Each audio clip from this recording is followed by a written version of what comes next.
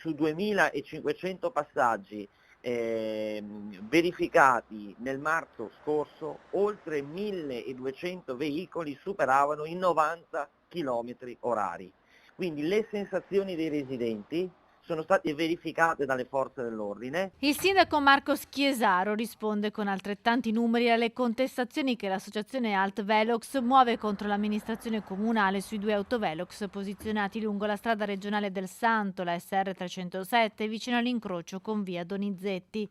All'associazione si sono rivolti centinaia di automobilisti che si sono visti recapitare fino a 7 multe in un mese per aver superato il limite dei 50 km orari.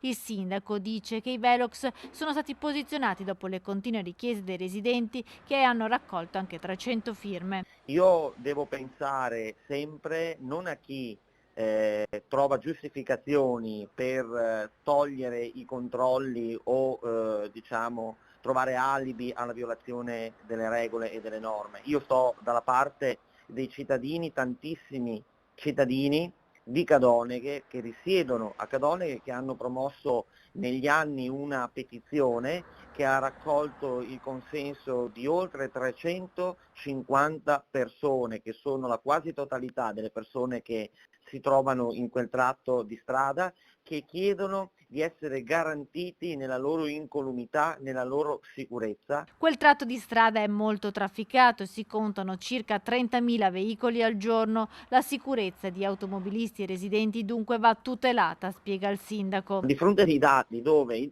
cioè, quando il prefetto, come Grassi, perché adesso abbiamo Messina ed è Grassi, ordina di mettere degli autovelox in entrambi i lati, è un gesto molto forte e dovrebbero essere contenti quelli che dicono finalmente i cittadini sono stati ascoltati dopo anni.